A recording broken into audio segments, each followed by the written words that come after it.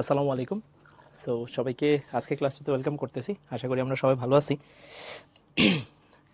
যারা সালাম দিচ্ছি ইনবক্সে, ওয়ালাইকুম আসসালাম। ভাইয়া কেমন আছেন? আলহামদুলিল্লাহ ভালো আছি ভাই। আচ্ছা, সো আমরা শুরু করি আজকে ক্লাসটা। আমাদের একটা ছোট্ট হোমওয়ার্ক ছিল। সো কোয়েশ্চেনটা ছিল এরকম: উদ্দীপকের এ পাত্রের দ্রবণে অ্যানায়নটি অ্যানায়ন শনাক্তকরণ করতে বলতেছে। তাহলে এ পাত্রের দ্রবণে অ্যানায়ন হচ্ছে ক্লোরিন মাইনাস, তো এই পাত্রের দ্রবণে অ্যানায়ন হচ্ছে আমাদের ক্লোরিন মাইনাস। তো আমরা ক্লোরিন মাইনাসকে কেমনে শনাক্তকরণ করব? আচ্ছা, সো ক্লোরিন মাইনাস যেটা আছে এটার মধ্যে আমরা জানি কোন আয়নটা দিয়ে দিব বা কোন যৌগটা দিয়ে দিব। আমরা ফার্স্টে সিলভার নাইট্রেটটা দিয়ে দিব। মনে থাকার কথা ছিল, এটা আমি ওই যে ক্লোরিন, ব্রোমিন, আয়োডিন এটা শিখাইছিলাম একসাথে, হ্যাঁ। তো যখন আমি ক্লোরিন মাইনাসের মধ্যে সিলভার নাইট্রেট দেব, তখন জানি কি আসতো? সিলভার ক্লোরাইডের সাদা অদক্ষেপ। সাদা অদক্ষেপ এটা তৈরি আসতো। আর এইখানে কি হইতো? এইখানে হয়তো NO3 মাইনাস। পরে আমি শিখেছিলাম এই সাদা অদক্ষেপটা নাইট্রিক অ্যাসিডে অদ্রবণীয়, বাট অ্যামোনিয়াম হাইড্রোক্সাইডে দ্রবণীয়। তো এটা অ্যামোনিয়াম হাইড্রোক্সাইডে কিভাবে দ্রবণীয় হয়? তো এটা আমরা যখন নিব এখানে NH4OH, এই সাদা অদক্ষেপটা কিন্তু অ্যামোনিয়াম হাইড্রোক্সাইডে দ্রবণীয়। তো এইখানে বিক্রিয়াটা করে কি তৈরি করে? এখানে হচ্ছে ডাইঅ্যামিন, এই যেরকম এটা একটা জটিল যৌগ, আমরা এখন এটা পড়ি না, এই জটিল যৌগটা আমরা ইনশাল্লাহ পড়বো। ডাইঅ্যামিন সিলভার ক্লোরাইড তৈরি করবে। তাহলে আমাদের এই পাশে যে সাদা অদক্ষেপটা ছিল, এই যে এটা তো আমাদের সাদা অদক্ষেপ ছিল, মনে থাকার কথা, হ্যাঁ। এটা কিন্তু আমাদের সাদা অদক্ষেপটা ছিল। এই সাদা অদক্ষেপটা এই পাশে আইসা এটা কি হয়ে যাবে? এটা হচ্ছে দ্রবীভূত হবে, দ্রবীভূত হবে। এই হচ্ছে মোটামুটি কথাবার্তা। আশা করি আমরা সবাই বুঝছি কথাটা। কি করব? ক্লোরিন মাইনাস সিলভার নাইট্রেটের সাথে দিব, সিলভার ক্লোরাইডের সাদা অদক্ষেপ আসবে। এই সাদা অদক্ষেপের মধ্যে আমরা আবার অ্যামোনিয়াম হাইড্রোক্সাইড দিব, তাহলে এটা দ্রবীভূত হয়ে যাবে। ল্যাবে আসলে কিভাবে করা হয় এটা যদি একটু বলি এখানে। সো আমরা যখন ল্যাবে কাজগুলো করি, এইখানে যদি ক্লোরিন মাইনাস আয়ন থাকে, আমরা একদম শুরুতে এখানে বাইরে থেকে সিলভার নাইট্রেট দিই, দেখা যায় এটার ভিতরে সাদা অদক্ষেপ আসছে, এই যেটার ভিতরে সাদা অদক্ষেপ আসছে। এরপরে বাইরে থেকে আমরা এইখানে অ্যামোনিয়াম হাইড্রোক্সাইড দিই, হ্যাঁ। তো অ্যামোনিয়াম হাইড্রোক্সাইড দিলে কি হয়? এই সাদা অদক্ষেপটা চলে যায়। তাহলে আমরা বুঝি এইখানে আমাদের ক্লোরিন মাইনাস আয়ন আছে। কালকে ক্লাসটা একটু কঠিন ছিল আসলে। বিক্রিয়া রিলেটেড ক্লাসগুলো তো আমরা তো আসলে 9-10 থেকে ইন্টারে আসছি, এখনও তো আসলে ওরকম বিক্রিয়ার ভাইবটা পাই নাই, হ্যাঁ। একটু কঠিন লাগছে হয়তো বা। বাসায় একটু বারবার প্র্যাকটিস করতে হবে। অ্যান্ড আয়ন শনাক্তকরণ কিন্তু মানে বোর্ডেও আসে, ইভেন তো অ্যাডমিশন টেস্টেও আসে। ভালো অ্যামাউন্ট অফ কোয়েশ্চেন কিন্তু বোর্ডের MCQ অনেক আসে, রিটেনেও আসে, সিকিউ আর কি। আর অ্যাডমিশন টেস্টে তো থাকেই। সো আমরা আসলে বারবার ওই বিক্রিয়াগুলো লিখতে হবে আর একটু স্ট্র্যাটেজিক হইতে হবে। এটা আমি সবসময় বলি। পড়াশোনা এখন, আমরা একটা সময় ছিল আমরা বলতাম যে অনেক কঠোর পরিশ্রম করতে হবে। এটা ট্রু, এখনও কঠোর পরিশ্রম করতে হবে, এটা খুবই স্ট্র্যাটেজিক ওয়েতে আর কি। ঠিক আছে, সো আমরা আগেই আই গেস আমাদের হোমওয়ার্কটা ডান, আমরা সবাই বুঝতে পারছি। তো আমরা হচ্ছে আজকে পৃথকীকরণ দেখব। সো আমাদের আজকে পৃথকীকরণ দেখার কথা, মানে আমি আসলে সেপারেট করব। আমি যদি এভাবে চিন্তা করি, আলাদা করব। লাইক একটা মিশ্রণ যদি থাকে, এই মিশ্রণে যদি ABC থাকে, এখন এই যে এরা একসাথে মিশ্রণে আছে, এরা একটা মিশ্রণ ABC, এটা একটা মিক্সচার। মানে আমার আজকের লেকচারের টার্গেটটা কি অ্যাকচুয়ালি, এটা পুরোটাই ল্যাব বেসড টাস্ক। আসলে ল্যাবে যারা এই কাজগুলো করে তারা আসলে বেশ ভালো ফিল করতে পারে। আর আসলে বাকিটা আমরা যখন শুনতেছি তখন আসলে একটু চ্যালেঞ্জিং, মানে ফিল করাটা একটু টাফ জিনিসটা, বাট স্টিল ল্যাবে করলে সেই জিনিসটা ভালো লাগে আর কি। তাও আমি এক দুটা ছোট ছোট ভিডিও দেখাবো ইনশাল্লাহ, বেশ ভালো লাগবে ইনশাল্লাহ। সো ABC হচ্ছে মিক্সচার। সো এটাকে আমি আলাদা করে ফেলবো, লাইক একটা উপাদানে আলাদা করব। তারপর হচ্ছে এই যে এখানে আমাদের আরেকটা উপাদান যেটা আছে B, এটাও একটা উপাদান আলাদা করব। আর এদিকে আলাদা করে ফেলবো আরেকটা উপাদান, সেটা হচ্ছে C। তার মানে একটা মিশ্রণ থেকে উপাদান কি হয়ে গেল? পৃথকীকরণ। সো আজকের পুরা ক্লাসের টার্গেটটাই হচ্ছে আমাদের এটা, যে পৃথকীকরণ আমরা কিভাবে করতে পারি। সো এটাই হচ্ছে আমাদের target. So C20 basically it's all about আলাদা করা আর কি। আশা করি আমার পয়েন্টটা বুঝছি আমি। ঠিক আছে, ওকে ওকে। একজন একটা ভালো কথা জিজ্ঞাসা, ভাই এগুলো বোঝার কোনো শর্টকাট আছে কিনা। টু বি এক্সাক্ট আমার কাছে মনে হয় লাইফে আসলে কখনোই কোনো শর্টকাট ফলো করা উচিত না, ঠিক আছে? শর্টকাট নাই অ্যাকচুয়ালি। আমরা অনেক এমসিকিউ টেমসিকিউ সলভ করি, হ্যাঁ ভাই আপনি তো অনেক শর্টকাট দেন, রিলস করেন যে শর্টকাট দিয়ে হয়ে যায়। ওই জিনিসগুলো কখন, যখন আমার সব ক্লিয়ার, আমার basic clear, after that okay fine, এখন আমার এমসিকিউ খুব দ্রুত সলভ করতে হবে, অ্যাট দ্যাট কেস আমরা কিছু স্ট্র্যাটেজিক মুভ দিব, কিন্তু আগে আমাকে বেসিকটা জানতে হবে। হোয়াটএভার, আমরা শুরু করি। ওকে, সো আমরা এখানে যদি শুরু করি ফার্স্ট এই ক্যালাসন। সো এটা কিভাবে করব? সো আমরা বেশ অনেকগুলা জিনিস করব। আচ্ছা, সো এইখানে যদি চেক দিই এই জায়গাটায়, এটা আমি একটা দ্রবণ নিব ফার্স্টে, এখানে একটা দ্রবণ নিব, এই দ্রবণটা হচ্ছে একটা সম্পৃক্ত দ্রবণ নিব। ক্যালাসন জিনিসটাকে আমি এটা বলে দিচ্ছি। সো এইখানে একটা সম্পৃক্ত দ্রবণ নিব, অ্যান্ড আমরা মনে হয় সম্পৃক্ত দ্রবণ সম্পর্কে অনেক জানি, we are the boss actually, কারণ দ্রাব্যতার এত জিনিসপত্র দেখছি, বেশ ভালো ভালো জিনিসপত্র দেখছি। সো দ্রবণের মধ্যে কি কি থাকে? দ্রবণের মধ্যে দুইটা জিনিস থাকে, একটা থাকে হচ্ছে দ্রব, আরেকটা কি থাকে? দ্রাবক থাকে। এবং আমরা তখন দেখছিলাম যখন দ্রাব্যতাকে ডিফাইন করতাম তখন আমাদের টেম্পারেচারটাকে আমরা জানি কি করতাম? কনস্ট্যান্ট রাখতাম। ওকে, তো সরি, সো আমরা যখন এই জায়গাটায় খেয়াল করব, আমি যদি টেম্পারেচারটাকে কনস্ট্যান্ট না রেখে এখন যদি আমি টেম্পারেচারটাকে কমাইতে থাকি, সো আমার মনে হয় আমার সাথে সাথে একটু যদি নিজেরা চিন্তা করি তাহলে বেশ ভালো ইফেক্টিভ রেজাল্ট আসবে। যে আমি এবার টেম্পারেচারটা কনস্ট্যান্ট রাখবো না, তাহলে টেম্পারেচার কমাইতে থাকবো। তাহলে আমি শিখাইছিলাম ওই জিনিসটা, যখন আমি তাপমাত্রা কমাবো তখন দ্রাবক একটা নির্দিষ্ট পরিমাণ দ্রবকে নিতে পারে, এটা আমাদের মনে থাকার কথা। তাহলে যখন আমি তাপমাত্রাকে কমায় ফেলবো তখন দ্রাবকের এই দ্রব নেওয়ার পরিমাণটা নর্মালি টেম্পারেচার কমাইলে কমে যায়। এখন যখন আমি তাপমাত্রা কমাবো, দ্রাবকের দ্রব নেওয়ার পরিমাণ যখন কমে যাবে তখন এটা কি আসলে আমার জন্য ভালো না খারাপ? তার থেকে বড় কথা, এই যে দ্রব যেটা আছে এটা কিন্তু একটা নির্দিষ্ট মাত্রায় সর্বোচ্চ পরিমাণ থাকে সম্পৃক্ত দ্রবণ। সো যখন আমি টেম্পারেচারটা কমাবো তাহলে দ্রাবকের দ্রব নেওয়ার ক্ষমতাটা কমে যাবে, তাহলে দ্রব বাকি যেটুকু এক্সট্রা থাকবে সেটা জানি কি হয়ে যাবে? এটা জানি কি হবে? এটা জানি কি হবে? এটা জানি কি হবে?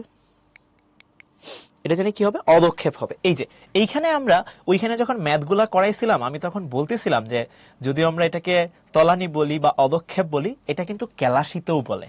সো এইখানে যেটা হবে টেম্পারেচার কমে, একটু বাংলায় লিখে লিখে যাই তাহলে আমাদের মনে হয় ধরতে সুবিধা হবে। এইখানে যেটা হবে, দ্রাবকের ক্যাপাসিটি যেটা আছে এটা হচ্ছে কমে যাবে, দ্রাবকের ক্যাপাসিটি কি হয়ে যাবে? কমে যাবে, ঠিক আছে?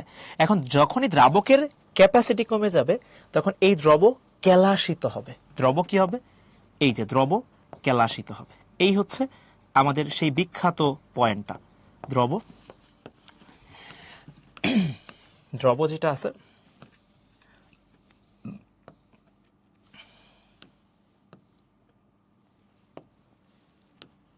দ্রব যেটা আছে দ্রবটা কেলাসিত হবে। এবং এইখানে এই যে কেলাসিত যে হবে, এই কেলাসিত হবে সে কোন ফর্মে? কেলাসিত হবে কিন্তু হচ্ছে সলিড ফর্মে, অর্থাৎ কঠিন অবস্থায় সে কেলাসিত হবে। এখন এতে সুবিধাটা কি হচ্ছে?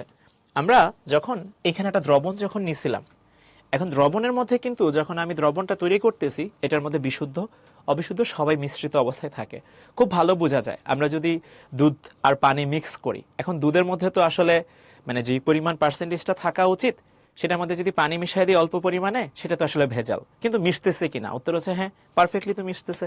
সো এই যে আমরা এখানে বিশুদ্ধ দুধকে আলাদা করতে চাচ্ছি, এই যে প্রসেসটা, সো এই দ্রবের মধ্যে আসলে ভেজালও আছে আবার বিশুদ্ধও আছে। তো আমি বিশুদ্ধ পার্টটাকে কেলাসিত করতেছি, কারণ স্বাভাবিকভাবেই যেটা কেলাসিত হবে সেটা স্বাভাবিকভাবে বিশুদ্ধ পরিমাণ হবে। তাহলে এখান থেকে আমরা কিন্তু বিশুদ্ধ পদার্থ যেটা আছে, যেরকম আমি যদি সোডিয়াম ক্লোরাইড চিন্তা করি তাহলে সোডিয়াম ক্লোরাইডের বিশুদ্ধ পদার্থটা পাবো। এবং প্র্যাকটিক্যাল বা রিয়েল লাইফে যদি কখনো কেউ আমরা সল্ট হারভেস্টিং দেখি, আমরা দেখবো সল্ট হারভেস্টিং আমাদের আছে। সো সল্ট হারভেস্টিং মানে হচ্ছে যেরকম সমুদ্র বা সামুদ্রিক এরিয়াতে আমাদের 19 আই গেস ছিল, আমাদের দৈনন্দিন জীবনের রসায়ন একটা চ্যাপ্টার ছিল, ওইখানে ছিল। সো আমরা যদি লবণকে সংগ্রহ করতে চাই তখন এই প্রসেসেই কাজটা করা হয়, ক্যালাসন করেই করা হয়। তাপমাত্রা কমায় দেওয়া হয়, পানিতে ফার্স্টে দ্রবীভূত করে তাপমাত্রা কমায় দেই, তখন লবণগুলা ক্যালাসিত হয়, নিচে জমা পড়তে থাকে। তখন আমরা ফিল্টার করলে লবণগুলা উপরে আটকায় থাকে ফিল্টার পেপারের উপরে, সো বিশুদ্ধ লবণ পাওয়া যায় আর কি।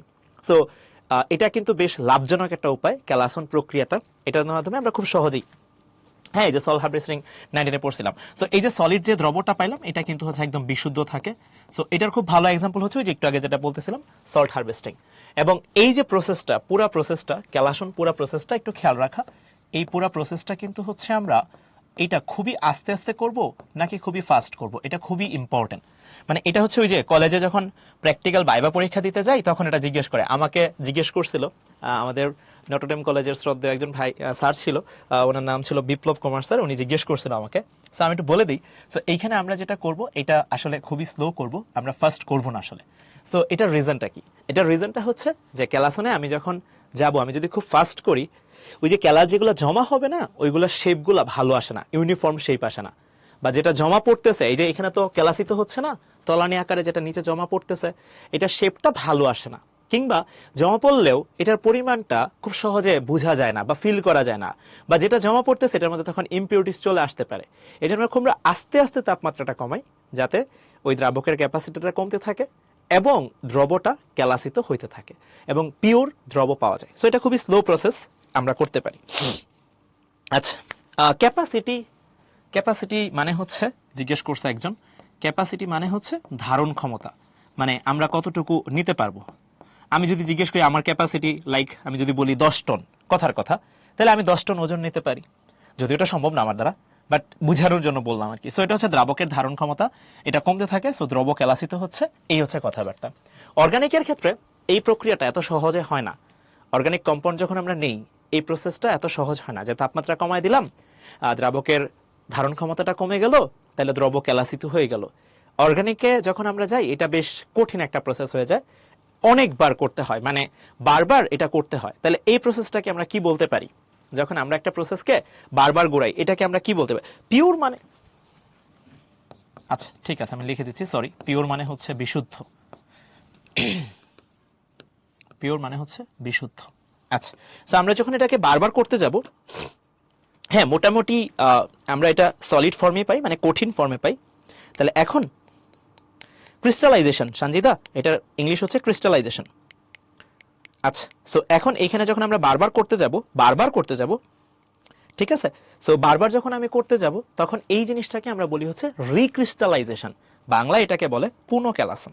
ঠিক আছে, সো এটা একটু ভালো করে খেয়াল রাখা, এটা একটু ভালো করে খেয়াল রাখা। ইংলিশটা একটু লিখে দিই, বারবার অর্গানিক কম্পাউন্ডের মধ্যে আমরা যখন করতে যাই, অর্গানিক কম্পাউন্ডের মধ্যে আমরা যখন করতে যাই, এটা বারবার রিপিট করতে হয়, তাই এটাকে বলা হয় রিক্রিস্টালাইজেশন। Sorry, recrystallisation. বাংলাটা ভাই লিখে দেন, অবশ্যই বাংলাটা লিখে দিলাম। এটার বাংলাটা হচ্ছে পুনঃক্যালাসন, এটা হচ্ছে পুনঃক্যালাসন। ঠিক আছে, ওকে। সো এই হচ্ছে কথাবার্তা। অর্গানিক কম্পাউন্ডের ক্ষেত্রে আমরা আলাদা করতে গেলে সেটা হচ্ছে আমরা রিক্রিস্টালাইজেশন করছি। ওকে, না রিপিটেটিভ প্রসেস বলা যায়, কিন্তু সেটা রিক্রিস্টালাইজেশন আর কি। সো আমি হচ্ছে পুরো জিনিসটাকে একটু বোঝার চেষ্টা করি। আজকের ক্লাসে আমাদের মেইন পার্ট হচ্ছে পাতন, মেইন পার্টই হচ্ছে পাতন। পাতন টার্মটা আমরা শুনছি, এবং এটা কিন্তু আসলে আগেকার সময়ে, মানে শর্ট সিলেবাসের সময় ছিল না। সো এটা একটু ভালো করে পড়তে হবে আমাদের। আচ্ছা, ওকে, সো আমরা একটু আগাই। সো আমাদের ফার্স্টেই একটা ছোট্ট জিনিস দেখতে হবে, এই টার্মটা একটু ইম্পর্টেন্ট, এটা আমি বারবার আজকে ইউজ করবো, তো সো এটা ফার্স্টে একটু মাথায় সেট করে ফেলা। ডেল বিপি, এটা অ্যাকচুয়ালি কি বোঝায় আমি বাংলাটা লিখে দিব, ফুল ফর্মটাও লিখে দিব, বাট এটা সবসময় মাথায় রাখতে হবে। সো বারবার এটা লেখাটা আমার জন্য বেশ চ্যালেঞ্জিং, এই জন্য আমি একটু শর্ট ফর্ম ইউজ করবো। হ্যাঁ, সো ডেল বিপি হচ্ছে, এইখানে আমরা যদি একটু বলি বয়েলিং পয়েন্ট ডিফারেন্স, তাহলে এইখানে কি লিখবো? Difference of boiling point, difference of boiling point at mixture. আমি এটা ইংলিশটা লিখছি, বাংলাটাও লিখে দেবো, টেনশন নেই। হ্যাঁ, আমি বাংলাটাও লিখে দিব। এটার বাংলাটা হচ্ছে মিশ্রণে উপাদানগুলোর স্ফুটনাঙ্কের পার্থক্য। সো এটার বাংলাটা একটু লিখে দিচ্ছি।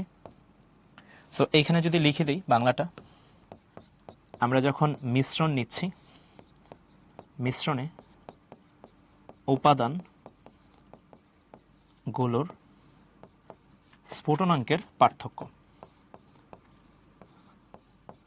স্ফুটনাঙ্কের পার্থক্য। স্ফুটনাঙ্ক মানে তো আমরা জানি যে তাপমাত্রায় ফুটতে থাকে, যে তাপমাত্রায় কি হতে থাকে? ফুটতে থাকে। সো স্ফুটনাঙ্কের ডেফিনেশনটা আমার মনে হয় একটু দিয়ে দেওয়া উচিত। বয়েলিং পয়েন্ট যেটা আছে একটু বলে দিই, কারণ এটা আমাদের আজকে কাজে লাগবে। সো স্ফুটনাঙ্ক জিনিসটা হচ্ছে যখন পদার্থটা একটু ভালো করে খেয়াল করা, এখানে দুইটা জিনিস আছে, এখানে কিন্তু বয়েলিং পয়েন্ট, তার মানে ফুটতে থাকবে, তার মানে যখন ওই পদার্থটা লিকুইড থেকে কোথায় যাবে বা তরল অবস্থা থেকে কোথায় যাবে, গ্যাস বা বাষ্পের মধ্যে যাবে। তাহলে গ্যাস অথবা আমরা কি লিখতে পারি, ভেপার। ভেপার মানে হচ্ছে, আমি একটু শর্ট ফর্ম লিখলাম, বাষ্প আর কি। সো এটা আমরা কিন্তু 19-এই পড়ছিলাম এই জিনিসটা, জাস্ট একটু রিমাইন্ডার দেওয়া যে তরল থেকে গ্যাস বা বাষ্প যখন হবে সেটাই বেসিক্যালি হচ্ছে স্ফুটনাঙ্ক। সো মিশ্রণে যে উপাদানগুলো থাকে সেই উপাদানগুলোর স্ফুটনাঙ্কের যে পার্থক্যগুলো হয়, সেই স্ফুটনাঙ্কের পার্থক্যটাকেই আমরা এখানে ডেল বিপি দিয়ে ডিনোট করতেছি। ঠিক আছে, এটা আমরা ফার্স্টেই এই জিনিসটা একটু এক্সপ্লেন করে নিলাম। ভাই সাইডে দেখা যাচ্ছে না, টেনশন নেই, আমি একটু এদিকে নিয়ে আসতেছি, এটা আজকে আমাদের কাজে লাগবে। সো এটার একটু উপরে তুলে রাখলাম, এটা থাক এটা। ওকে, সো আমরা শুরু করি। আমাদের আজকের ক্লাসের বেসিক টার্গেট হচ্ছে, এগুলো সব লেখা আছে, হ্যাঁ সব লেখা আছে, যে জিজ্ঞেস করতেছি একটু স্লাইডে তাকাই, ইনশাল্লাহ সব লেখা আছে, সলিড লিকুইড এগুলো আমরা বুঝি। সো আমরা এখানে পাতন শুরু করি। সো পাতন জিনিসটা কি, আমরা যদি একদম চিন্তা ভাবনা করি, পাতন। সো পাতন জিনিসটা হচ্ছে দুইটা প্রসেসের কম্বাইন্ড, মানে আমরা দুইটা উপায়ে বেসিক্যালি কাজটা করি। পাতনের মধ্যে যখন যাই, ফার্স্টে যেটা করি সেটা হচ্ছে বাষ্পীভবন করব আমরা, মানে পাতনের মধ্যে দুইটা জিনিস থাকে, ফার্স্টে আমরা বাষ্পীভবন করে ফেলি, তারপর আমরা কি করি, ঘনীভবন করি। এখন কথা হচ্ছে ভাই, বাষ্পীভবন এই কথাটার মানে কি, বা ঘনীভবন জিনিসটা কি? পাতন মানে হচ্ছে, যখনই আমার মাথায় কেউ জিজ্ঞেস করবে যে ভাই পাতন মানে কি, আমাকে বলতে হবে পাতন হচ্ছে দুইটা প্রসেস, দুইটা প্রক্রিয়া, একটা হচ্ছে আমি বাষ্পীভবন করব, আর একটা কি করব, ঘনীভবন করব। সো বাষ্পীভবন জিনিসটা কি, এখানে যদি আমরা চেক করি, আমরা এখানে যেটা বলি যে আমি ফার্স্টে কোথায় যাব, লিকুইড যেটা আছে, লিকুইড থেকে কোথায় জানি যাব, গ্যাসে যাব, লিকুইড থেকে কোথায় যাব, গ্যাসে যাব, আমি শর্ট ফর্ম ইউজ করতেছি। আর বাষ্পীভবন, সরি এটা হয়ে গেছে লিকুইড থেকে গ্যাস, আর ঘনীভবন যেটা আছে এটা হচ্ছে আবার গ্যাস থেকে কোথায় যাব, লিকুইডে যাব, মানে আমি একবার তারে উত্তপ্ত করব, আরেকবার ঠান্ডা করব। তাহলে বাষ্পীভবন হচ্ছে দুইটা, একটা প্রসেস যেটাতে আমরা তরল থেকে গ্যাসে যাব, তরল থেকে কোথায় যাব, গ্যাসে যাব। আর যখন আমি ঘনীভবন বলতেছি তখন সেটা কই যাব, গ্যাস থেকে লিকুইডে যাব। এই হচ্ছে মোটামুটি কথাবার্তা, এবং আমরা এই প্রসেসটাই করব। হ্যাঁ, আচ্ছা সরি, ওকে। সো এখন আমরা যদি একটু চেক করতে যাই, আমি একটু পরে ডায়াগ্রাম এঁকে এঁকে ওই পুরো সেটআপটার ভিতর দিয়ে বুঝাই দিব, এবং এটা খুবই সহজ, মানে এমন না যে আমাকে ল্যাবে যায় সেটআপ দেখতে হবে বা টেস্ট করতে হবে, নট লাইক দিস। সো আমরা এটা খুব সহজেই করে ফেলতে পারবো ইনশাল্লাহ। হ্যাঁ, আচ্ছা, ওই যে বাষ্পীভবন লাগবে তাই আমরা বয়লিং পয়েন্টটাই নিতেছি। সো একজন জিজ্ঞেস করছে ভাই বয়লিং পয়েন্টে কেন নিছেন? সো ওই যে বাষ্পীভবন যদি করতে চাই গ্যাসে তো যাইতে হবে, সো গ্যাসে যদি যাইতে চাই তাহলে তোমার বয়লিং পয়েন্ট ছাড়া অপশনস নাই। সো হচ্ছে কথাবার্তা। সো এখানে পাতন অনেক প্রকারের আছে, টাইপস। আমি যদি চেক দিই, আগে এখানে একটা চার্ট বানায় দিই, এই চার্টটা বেশ ইফেক্টিভ এবং এটা একটু ভালো করে খেয়াল রাখতে হবে। সো এটা যদি বুঝি, এটা থেকে আজকে এই যে এখানে যা পড়াইতেছি এখান থেকে এমসিকিউ মোস্ট অফ দ্য কেসেসে কমন পড়ে যাবে, আর প্রসেসগুলো তো আমি বলেই দিব। ঠিক আছে, কথাগুলো একটু ভালো করে শুনলেই হবে ইনশাল্লাহ। ওকে, সো আমরা যদি একটু চেক দিই, আচ্ছা, সো এইখানে যদি চেক দিই, পাতনের যে টাইপ আছে, এক নাম্বার হচ্ছে সাধারণ পাতন, যে একদম ভাই বাংলা সাধারণ পাতন, সাধারণ পাতন। প্রশ্ন হচ্ছে ভাই সাধারণ পাতন আপনি কাদেরকে করবেন? এই যে এখনই কিন্তু আমরা ওই যে ওই সিম্বলটা ইউজ করব যেটা আমরা অলরেডি লিখে রাখছিলাম এইখানে। সাধারণ পাতন আমি সব জায়গায় করব না, যেখানে আমি দেখব একটা মিশ্রণের মধ্যে লাইক দুইটা উপাদান আছে, তিনটা উপাদান আছে, তাদের যে স্ফুটনাঙ্কের পার্থক্যটা আছে, স্ফুটনাঙ্কের পার্থক্য ডেল বিপি, এটা যখন 40 ডিগ্রি সেলসিয়াসের উপরে হবে তখন আমরা সাধারণ পাতন করব। এই যে একটা পয়েন্ট আমি পেয়ে গেলাম। পরীক্ষায় যদি কখনো আমাকে কেউ জিজ্ঞেস করে বা কোনো একটা এমসিকিউ যে সিম্পল ডিস্টিলেশন, পাতন ইংলিশ হচ্ছে ডিস্টিলেশন বা পাতন, whatever you say, so এইখানে আমরা কখন সাধারণ পাতনটা করব? উত্তর হচ্ছে যখন স্ফুটনাঙ্কের পার্থক্যটা 40 ডিগ্রি সেলসিয়াসের ছোট হবে। আচ্ছা সরি, বড় হবে, 40 ডিগ্রি সেলসিয়াসের বড় হবে। এবার আচ্ছা ঠিক আছে, মশা দেখলে এখন ভয় লাগে আসলে, ঠিক আছে, ওকে। আচ্ছা, সো এইখানে হচ্ছে আংশিক পাতন করব এবার, আরেকটা পাতন, এটা হচ্ছে আংশিক পাতন। এখন আংশিক পাতন জিনিসটা কি, বা আংশিক পাতন আমি কখন করব? আংশিক পাতন আমি কখন করব? যখন আমরা দেখব এই স্ফুটনাঙ্কের পার্থক্যটা, এই যে স্ফুটনাঙ্কের পার্থক্যটা, এই যে স্ফুটনাঙ্কের পার্থক্যটা 40 ডিগ্রি সেলসিয়াসের নিচে হবে। ঠিক আছে, এটা হচ্ছে আমাদের আংশিক পাতন। ভাই আমি না আসলে ধরতে আমার খুবই কষ্ট হচ্ছে, সো এটা একটু যদি বুঝাই দেন তাহলে ভালো হয়। আমি একটা এক্সাম্পল দিই তাহলে বোঝা যাবে। হ্যাঁ, একটু ছোট দুটো এক্সাম্পল দিই তাহলেই বোঝা যাবে। ঠিক আছে, খুবই সহজ। আমি এখানে একটা এক্সাম্পল নিলাম, এই যে এই যৌগটা নিলাম, এই যৌগটার নাম তো আমরা জানি, এই যৌগটার নাম হচ্ছে বেনজিন। হ্যাঁ, এই যৌগটার নাম হচ্ছে বেনজিন। আর বেনজিনের স্ফুটনাঙ্ক বয়েলিং পয়েন্ট আমি দিয়ে দিচ্ছি হিসাবের সুবিধার্থে যাতে আমরা ধরতে পারি। এটার স্ফুটনাঙ্ক হচ্ছে 80 ডিগ্রি সেলসিয়াস। আর এখানে আমরা আরেকটা যৌগ নিই NH2, এটা নিলাম, অ্যানিলিন নিলাম। হ্যাঁ, এটার স্ফুটনাঙ্ক যেটা আছে বয়েলিং পয়েন্ট, এই যৌগটার নাম কি ভাই? এগুলো তো ভাই মনে হচ্ছে অর্গানিক কম্পাউন্ড। ইয়েস, এগুলো অর্গানিক কম্পাউন্ড। আপাতত খালি আমরা মনে রাখি এটার নাম হচ্ছে অ্যানিলিন। ঠিক আছে, সো এটার বয়েলিং পয়েন্ট হচ্ছে 184 ডিগ্রি সেলসিয়াস। আচ্ছা, আমরা আরো কয়েকটা লিখি। এখানে আমি লিখি হচ্ছে CH3OH, এটা কিন্তু আমরা জানি এটার নাম কি? মিথানল। তারপর C2H5OH, এটার নাম কি? ইথানল। এগুলো কিন্তু আমরা জানি। হ্যাঁ, মিথানল, ইথানল এগুলো তো আমরা চিনি। 9 ছিল এই জিনিসগুলো আমাদের। এক্স্যাক্টলি ভাই, এগুলো আমাদের 9 ছিল। তারপর এখানে আমরা কি লিখবো? C3, এটা হচ্ছে প্রোপানল, H7OH। আচ্ছা, চমৎকার।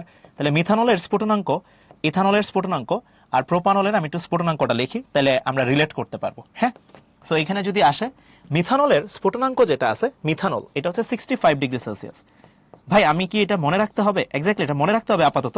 সো আমি আপাতত লিখে দিচ্ছি যাতে আমরা এটা করতে পারি। মারতে পারছি, yes. So 65 degree Celsius methanol, আর ইথানল হচ্ছে 78.3 ডিগ্রি সেলসিয়াস। এই যে এখন আয়শা একজন জিজ্ঞেস করতেছে ভাই বিপি কি? হ্যাঁ, এই যে বিপি কি? হ্যাঁ, বিপি কি? বিপি হচ্ছে ভাই এই যে বয়েলিং পয়েন্ট। এই যে উপরে লেখা রাখছি আমি, যেন শুরুর দিকে এটা কিন্তু ডিসক্লেমার দিয়েছিলাম যে এটা একটু ক্লিয়ার করা, ওই জিনিসটা একটু খেয়াল রাখা, উপরে লেখা আছে হোয়াটএভার। সো এইখানে বিপি এটা কত হবে? এটা হচ্ছে 78.3 ডিগ্রি সেলসিয়াস। 78.3 degree Celsius. আর এইটার বিপি কত? বয়েলিং পয়েন্ট আর কি, বয়েলিং পয়েন্ট কত হবে এটার? এটা হচ্ছে 97 ডিগ্রি সেলসিয়াস। নাও এখন আমরা ধরতেছি কথার কথা ধরতেছি এরা কোনো একটা মিশ্রণের মধ্যে আছে। লাইক এইখানে একটা মিশ্রণের মধ্যে এই বেনজিন আর অ্যানিলিন আছে। এইখানে এরকম একটা মিশ্রণ আমি নিলাম যে এখানে বেনজিন আর অ্যানিলিন আছে। তাহলে এই দুটাকে যদি আমি আলাদা করতে চাই তাহলে কোন পাতন করব? আমাকে একটু চ্যাট বক্সে জানানো যায় কি এটা? না, এটা অ্যানিলিন, অ্যানিলিন, অ্যানিলিন। এগুলো আসলে আপাতত মনে রাখতে হবে, আপাতত একটু মনে রাখতে হবে এই জিনিসগুলো, কারণ এগুলো আমাদের কাজে লাগবে। আমরা বিপি বের করব, বিপি বের করার নিয়মও আছে, এইগুলা বের করার নিয়মও আছে, আমরা করবো ইনশাল্লাহ। বাট আপাতত এই দুটা মিশ্রণকে আমি যদি আলাদা করতে চাই তাহলে আমি এখানে কোন পাতন করব? তাহলে এখানে এটা যদি একটা মিশ্রণের মধ্যে থাকে ভাই, এখানে আমাদের ডেল বিপি কত? এখানে যদি আমরা বের করি ডেল বিপি, হ্যাঁ, তাহলে ডেল বিপি দেখাই যাচ্ছে এটা 80, এটা 184। হ্যাঁ, এটা 184, এটা 80। তাহলে এইখানে স্ফুটনাঙ্কের পার্থক্যটা কত আসতেছে? তাহলে এখানে স্ফুটনাঙ্কের পার্থক্যটা 184 থেকে 80 বাদ দিলে এটা কি 40 ডিগ্রি সেলসিয়াসের বেশি না কম? তাহলে এটা তো অবশ্যই 40 ডিগ্রি সেলসিয়াসের বেশি আসতেছে। তাহলে যেহেতু এটা 40 ডিগ্রি সেলসিয়াসের বেশি আসতেছে, তাহলে আমরা এখানে কোন পাতনটা করব? এখানে আমরা যে পাতনটা করব সেটা নাম হচ্ছে সাধারণ পাতন। প্রশ্ন হতে পারে ভাই এটা কেমনে করে, কিভাবে করব? এগুলো আমি পরে শিখাই দিব ইনশাল্লাহ। বাট আপাতত আমি এটা বোঝার চেষ্টা করি যে এটা 80, এটা 184, তাহলে স্ফুটনাঙ্কের পার্থক্যটা 40 ডিগ্রি সেলসিয়াসের উপরে। তাহলে এইখানে আপনি যে পাতনটা করবেন সেই পাতনটার নাম হবে সাধারণ পাতন। আশা করি আমার এই পয়েন্টটা মোটামুটি এটা সবার ক্লিয়ার। এটা কি সবার ক্লিয়ার? মানে এখানে কেন সাধারণ পাতনি আমি করলাম, এটা কি ক্লিয়ার কিনা এই জিনিসটা, যে আপনি কেন এখানে সাধারণ পাতনি করতে গেছেন? কারণ এখানে এই দুইটা উপাদানের মধ্যে স্ফুটনাঙ্কের পার্থক্য 40 ডিগ্রি সেলসিয়াসের উপরে, তাকালে এটা দেখা যাচ্ছে। সবার কি এটা ক্লিয়ার কিনা একটু জানাই, একটু ভাইকে জানাই।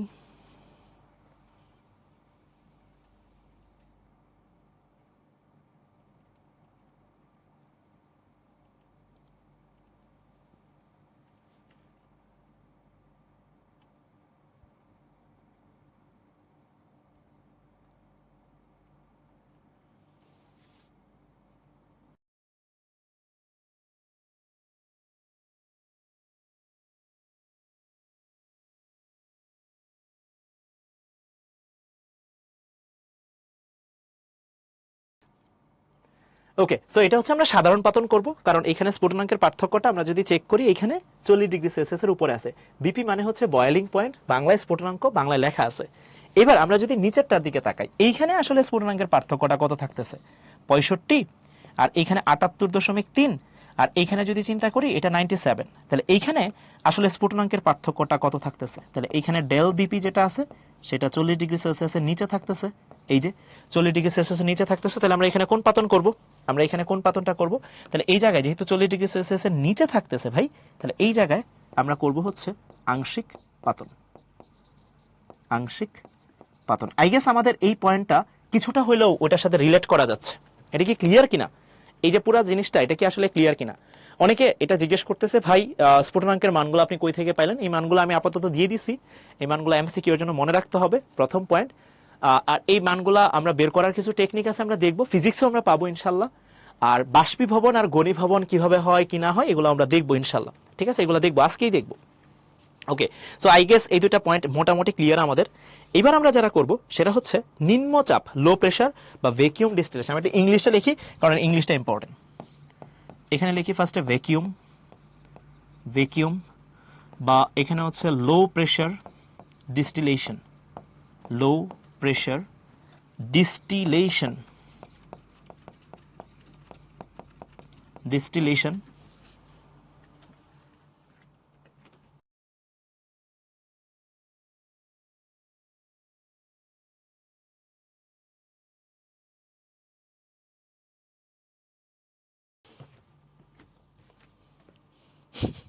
এটা কি আবার রিলোড করব?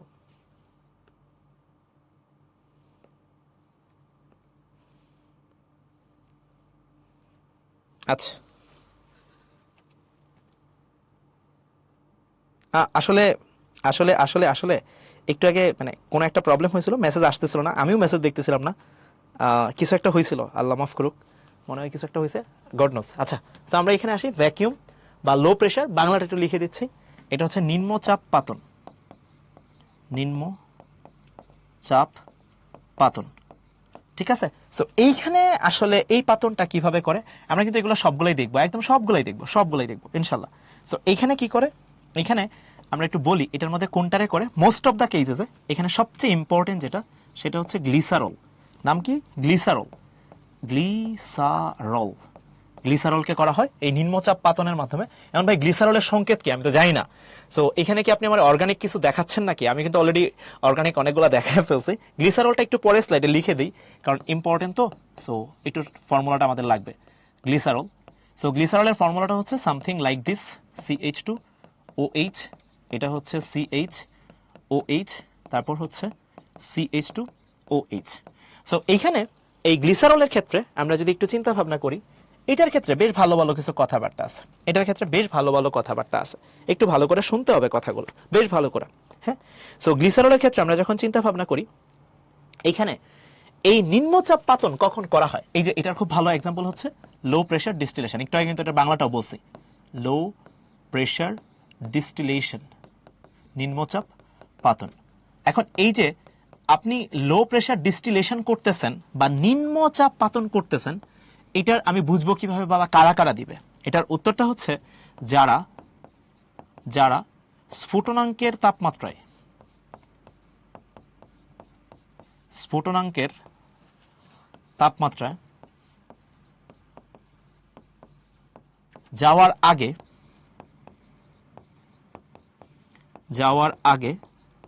যারা স্ফুটনাঙ্কের তাপমাত্রায় যাওয়ার আগে বিয়োজিত হয়, যারা স্ফুটনাঙ্কের তাপমাত্রায় যাওয়ার আগে কি হয়? বিয়োজিত হয়। এই যে এই কথাটার মানে কি ভাই? আমি না কিচ্ছু বুঝি না এই কথাটার মানে। সো এটা একটু বুঝাই, এই কথাটা বেশ বেশ বেশ বেশ সিগনিফিকেন্ট, এবং গ্লিসারলের ক্ষেত্রে এই জিনিসটা হয় অ্যাকচুয়ালি। সো এটাই তো আমাদের গ্লিসারল, আমি একটু লিখলাম। এটা কিন্তু গ্লিসারিন যেটা আছে না, আমরা গ্লিসারিন ইউজ করি না এই যে আমাদের বডি হাইড্রেটেড রাখার জন্য? গ্লিসারিন মানে ওই যে ঠোঁটে ইউজ করি কিংবা আমাদের শরীরে ইউজ করি। গ্লিসারিন এর প্রধান উপাদান, গ্লিসারিন এর প্রধান উপাদান, এটা হচ্ছে গ্লিসারল এর প্রধান উপাদান। এটা কি ভাইয়া? গ্লিসারিনের প্রধান উপাদান, ঠিক আছে? সো এটা হচ্ছে গ্লিসারল, লো প্রেশার ডিস্টিলেশন করব, এটা হচ্ছে গ্লিসারিনের প্রধান উপাদান, যারা স্ফুটনাঙ্কের তাপমাত্রায় যাওয়ার আগেই বিয়োজিত হয়। এই কথাটার মানে কি আমি একটু বোঝানোর চেষ্টা করি, একটু আমার কথাটা শুনি। গ্লিসারিন নর্মালি তরল অবস্থা থেকে গ্যাসে যাইতে তার তাপমাত্রা লাগে হচ্ছে, আমরা যদি চিন্তা করি এখানে 290 ডিগ্রি সেলসিয়াস, তাহলে গ্লিসারিন তার তরল থেকে গ্যাসে যাইতে তাপমাত্রা কত লাগে? 290 ডিগ্রি সেলসিয়াস। তরল থেকে গ্যাসে যায় 290 ডিগ্রি সেলসিয়াস। বাট তাকে আমি যখন তাপমাত্রা বাড়াইতে থাকি, 290 এ গেলে সে তরল থেকে গ্যাসে যাওয়ার কথা, তাপমাত্রা যখন বাড়াইতে থাকি 1 ডিগ্রি 2 ডিগ্রি 3 ডিগ্রি 4 ডিগ্রি বাড়াইতে থাকি, তখন যেটা হয়, যখনই আমি তাপমাত্রা বাড়াইতে থাকি এই গ্লিসারিন যৌগটা ভাঙা যায়, গ্লিসারিনটা বিভিন্ন রকম যৌগে কনভার্ট হয়ে যায়, মানে স্ফুটনাঙ্কে যাওয়ার অনেক আগেই সে অন্য কোন একটা যৌগে কনভার্ট হয়ে যায়। এখন এটার ক্ষেত্রে তাহলে আমাদের কি করতে হবে? এই যে 290°C বলতেছিলাম আমরা, এই যে একটু বলি, এই যে এই কথাগুলাই এখন আমাদের আসলে শুনতে হবে। সো গ্লিসারল যেটা আছে, গ্লিসারল এই যে কম্পাউন্ডটা আছে, এটার স্ফুটনাঙ্ক ইংলিশ জানি কি ছিল? Boiling point. Boiling point 760 millimetre পারদচাপে কত হয়? এখানে হয় 290°C। 760 মিলিমিটার পারদচাপে, 760 মিলিমিটার পারদচাপে কত ডিগ্রি সেলসিয়াস? 290°C। এখন আমরা কি করি? এখানে চাপটারে কমায় দিই। চাপটারে কমায় দিলে তাহলে তাপমাত্রাও কমে যায়, কারণ চাপ যদি কমানো হয় কোনো একটা সিস্টেমে যদি চাপ কমানো হয়, তাহলে এখানে কি হয়? তাপমাত্রা যেটা আছে সেটাও ভাইয়া কমে যায়। আসলে এই জিনিসগুলো অর্গানিকে গেলে আসলে বেশ কাজে লাগে, বাট এখন আসলে করতে হবে, কিছু করার নাই। সেকেন্ড ইয়ারের জিনিসপত্র হালকা পাতলা আমাদের এখানে পড়া লাগতেছে আসলে। সো এখানে হচ্ছে গ্লিসারল, যেটার 790 মিলিমিটার পারদচাপ, 290°C তাপমাত্রায়। সো আমরা যখন এইখানে চাপ কমায় দিয়া মোটামুটি আমি এখানে 12 মিলিমিটার পারদচাপ নিয়ে আসি, তখন দেখা যায় এইখানে তার স্ফুটনাঙ্কটা 180°C চলে আসে, একই গ্লিসারলে। তাহলে এতে কাহিনীটা কি হয়েছে? আসলে কাহিনীটা কি হয়েছে? আমি যখন তাপমাত্রাটা কমায় দিছি, এই 180°C যখন নিয়ে আসছি, তখন গ্লিসারল আর ভাঙে না। মানে স্ফুটনাঙ্কের তাপমাত্রায় তার যাওয়ার আগে যেটা ছিল, স্ফুটনাঙ্কের তাপমাত্রায় যাওয়ার অনেক আগে সে অন্য যৌগে বিয়োজিত হয়ে গেছিল। এখন আর এই সেটআপটা হয় না। যখন আমি এইখানে তাপমাত্রাটা কমায় দিই, তখন দেখা যায় 12 মিলিমিটার পারদচাপ যেটা আছে, এইটাতে 180°C তাপমাত্রায় সে বাষ্পে কনভার্ট হয়, তখন সে অন্য কোনো একটা যৌগে কনভার্ট হয় না। পুরো জিনিসটাকে একটু আবার সামারি করি। আমরা লো প্রেসার ডিস্টিলেশন তাদেরকেই করবো। এই যে লো প্রেসার তাপমাত্রা, মানে আমাকে স্ফুটনাঙ্ক কমাইতে হবে, তাই চাপ কমাইছি। খেয়াল করে দেখছে কি, এনে ছিল 760, এনে 12, চাপটা কমানো হয়েছে। সো এই যে নিম্নচাপ, এই জন্য নিম্নচাপ, চাপটা কমানো হয়েছে। চাপটা কমানোর রিজন হচ্ছে স্ফুটনাঙ্কের তাপমাত্রাটাকে কমানো। এইটার রিজনটা কি?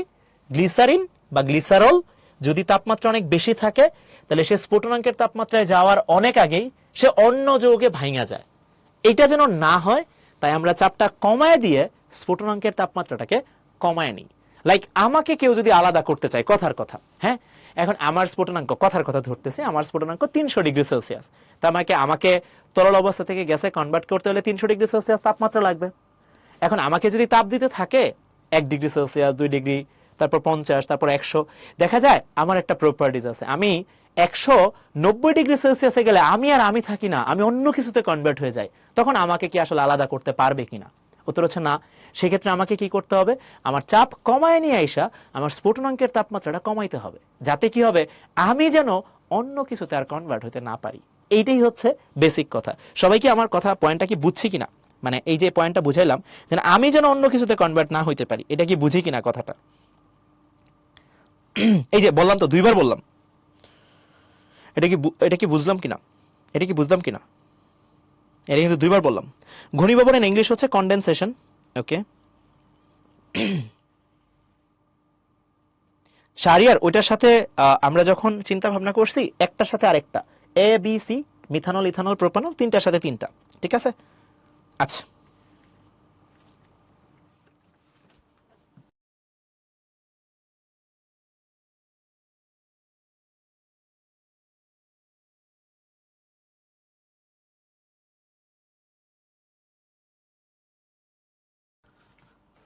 আচ্ছা, আমি একটু আবার বলি, আবার একটু রিক্যাপ করতে বলছে মানুষজনের, এটা মনে হয় একটু কষ্ট হয়েছে, একটু আবার রিক্যাপ করি।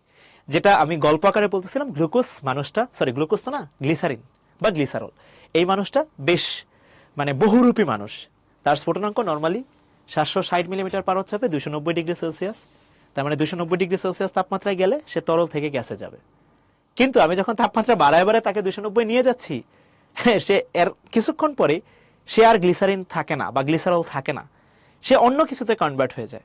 এখন আমি তারে আলাদা করতে চাচ্ছি, আমার টার্গেট হচ্ছে তারে আলাদা করা, তারে নিয়ে আমি একটা জার্নি শুরু করতে যাচ্ছি। যারে আমি আলাদা করতে চাচ্ছি সেই আমার থেকে অন্য কিছুতে কনভার্ট হয়ে গেছে, তখন কি আসলে সেটা আমার জন্য ইফেক্টিভ হইলো কিনা? উত্তর হচ্ছে না। তো সেক্ষেত্রে আমরা কি করি? তাপমাত্রাটা কমাইতে চাই স্ফুটনাঙ্কের তাপমাত্রাটা, এটা আমি চাপটা কমাই দিয়ে এই কাজটা করি। সো এই হচ্ছে কথাবার্তা। যারা স্ফুটনাঙ্কের তাপমাত্রায় যাওয়ার অনেক আগে বিয়োজিত হয়ে যায় তাদের ক্ষেত্রে আমরা লো প্রেশার ডিস্টিলেশনটা করি। আশা করি আমরা পয়েন্টটা বুঝছি। হ্যাঁ, ওকে। এরপরে ভাইয়া কোন পাতন করবেন, এটা কিন্তু আমরা অলরেডি 3টা পাতন করছি, এক্সাম্পলগুলো কিন্তু দিচ্ছি। এই যে এইখানে কিন্তু অলরেডি এক্সাম্পল দেওয়া হয়েছে আংশিক পাতন। এটা কি পাতন? এটা হচ্ছে সাধারণ পাতন। এবং আংশিক পাতনের খুব ভালো একটা এক্সাম্পল ছিল ওই যে আমাদের 9-10-এ ছিল, আমাদের কি মনে আছে কিনা জানি না, এই যে ক্রুড অয়েল নাম একটা ওয়েল ছিল, মনে আছে? ক্রুড অয়েল, পেট্রোলিয়াম, এখান থেকে আমরা বিভিন্ন উপাদানকে অ্যালকেনকে আলাদা করছিলাম, মনে পড়ে? ওই যে একটা বিশাল পাত্র ছিল, মনে পড়ার কথা, অ্যালকেনকে পৃথক করছিলাম, একটা পাত্র ছিল, তারপর উপরে জমা হইতো কিছু, নিচে কিছু জমা হইতো, সবার আগে কিছু একটা চলে যেত, তারপর মাঝামাঝি কিছু একটা সময় পড়ে যেত। মনে আছে কি এই জিনিসটা? আমাদের এই যে আংশিক পাতনের মধ্যে এই জিনিসটা ছিল 9-10-এ, চ্যাপ্টার আই গেস 11-এ, হ্যাঁ চ্যাপ্টার 11-এ ছিল, এটা আমার যতটুকু মনে পড়ে। আচ্ছা, ওকে ওকে ওকে। সো এই হচ্ছে কথাবার্তা। এইবার আপনি কোন পাতন করবেন? ডি নাম্বার পাতনটা আসি। ডি নাম্বার পাতনটা হচ্ছে ঊর্ধ্ব পাতন। ঊর্ধ্ব পাতন, ঊর্ধ্ব পাতন। সো ঊর্ধ্ব পাতন মানে কি এটা কিন্তু আমরা অলরেডি জানি। ঊর্ধ্ব পাতন মানে হচ্ছে ওই যে যাদেরকে তাপ দিলে ডিরেক্টলি সলিড থেকে কিসে জানি কনভার্ট হয়, তাপ দিলে আমরা কিন্তু এটা জানি, তাপ দিলে ডিরেক্টলি সলিড থেকে কিসে কনভার্ট হয়, তাপ দিলে সলিড থেকে ডিরেক্টলি গ্যাসে কনভার্ট হয়, মনে থাকার কথা। তাহলে এটা হচ্ছে আমরা যদি হিট দেই, এখানে যদি তাপ দেই, তাহলে তারা সলিড থেকে ডিরেক্টলি গ্যাসে কনভার্ট হবে, আর গ্যাস থেকে ডিরেক্টলি কিসে কনভার্ট হবে, সলিডে কনভার্ট হবে। তাহলে যদি আমি তাপ সরায় নিই তাহলে সে ডিরেক্টলি গ্যাস থেকে সলিডে কনভার্ট হবে। সো এইসব মানুষকে আমরা পৃথককরণ করব আমরা হচ্ছে কিভাবে, ঊর্ধ্বপাতন দিয়ে। এখন ঊর্ধ্বপাতনের কারা কারা আছে? ঊর্ধ্বপাতনে কিন্তু অনেকেই আছে। ঊর্ধ্বপাতনে কারা কারা আছে? আয়োডিন আছে, অ্যামোনিয়াম ক্লোরাইড আছে। একটু এক্সাম্পলগুলো লিখে দিই, একটু এক্সাম্পলগুলো লিখে দেন ভাইয়া অবশ্যই। I2, তারপর হচ্ছে NH4Cl, তারপর হচ্ছে C10H8, এটার নাম হচ্ছে ন্যাপথালিন। নাম কি? ন্যাপথালিন। তারপর হচ্ছে বেনজোইক অ্যাসিড COOH, এটাও কিন্তু ঊর্ধ্বপাতিত পদার্থ, C10H, এরকম H এর পরে এর নামটা কি ভাই? বেনজোইক অ্যাসিড, বেনজোইক অ্যাসিড, ঠিক আছে? এই যে এরা হচ্ছে ঊর্ধ্বপাতন দেয়। আরেকটা পাতন আছে, সেটা হচ্ছে বাষ্পপাতন। বাষ্পপাতন হচ্ছে যারা তরলে দ্রবীভূত হয় না কিন্তু বাষ্পে দ্রবীভূত হয়, তাদের জন্য করতে হয়। সো বাষ্পপাতন জিনিসটা একটু লিখে দেন ভাইয়া, অবশ্যই অবশ্যই লিখতে হবে। সো বাষ্পপাতন জিনিসটা হচ্ছে, আমি এগুলো সবগুলো একটু পরে দেখাই দিব, টেনশন নেই। আমি একটু পরে বলছিলাম না যে একটা ছোটখাটো কিছু ভিডিও দেখাবো যাতে আমরা এটা বুঝি ব্যাপারটা, ঠিক আছে? ওকে ওকে। সো এরপরে লিখি হচ্ছে বাষ্পপাতন, বাষ্পপাতন। সো এইখানে বাষ্পপাতন সম্পর্কে যদি বলতে চাই, কোথায় লিখবো? এই নিয়ে লিখতে হবে, কিচ্ছু করার নেই।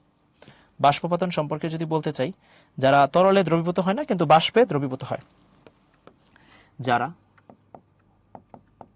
তরলে দ্রবীভূত হয় না কিন্তু বাষ্পে দ্রবীভূত হয়, এটা হচ্ছে বাষ্পপাতন, ঠিক আছে? ওকে, আমাদের মোটামুটি এটা হয়ে গেছে।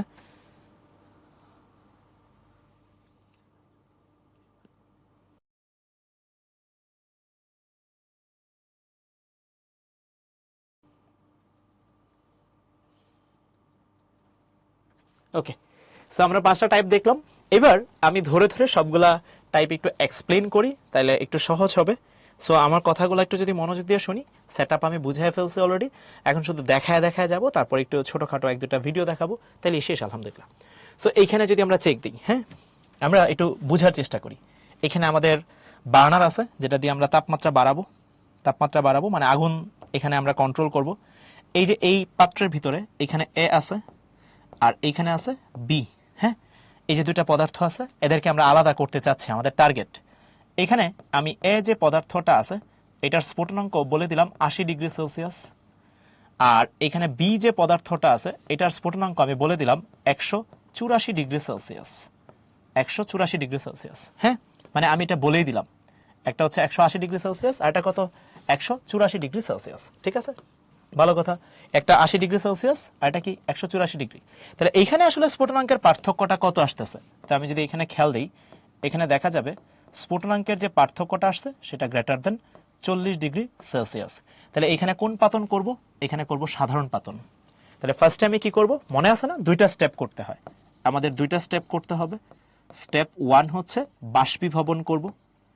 বাষ্পীভবন মানে জানি কি ছিল আমাদের, বাষ্পীভবন মানে ছিল আমরা লিকুইড থেকে এটাকে কিসে নিয়ে যাব, গ্যাসে নিয়ে যাব। আর স্টেপ 2 ছিল ঘনীভবন। স্টেপ 2 ছিল ঘনীভবন। সো ঘনীভবনে আমরা কি করব, গ্যাস থেকে কোথায় নিয়ে যাব, আবার লিকুইডে নিয়ে আসব। এই যে পুরা কাজটা, এই যে ঘনীভবন, এটা ঠান্ডা করব। ঘনীভবনে আসলে ঠান্ডা করতেছি, আর বাষ্পীভবনে আসলে আমি গরম করতেছি। সো একদম বাংলায় যদি লিখতে চাই, এখানে আমি গরম করতেছি, এখানে আমি গরম করতেছি, গরম, আর এখানে আমি ঠান্ডা করতেছি। আপাতত আমি কি করতেছি, ঠান্ডা করতেছি। সো এই দুইটা প্রসেসে আমি কাজ করব।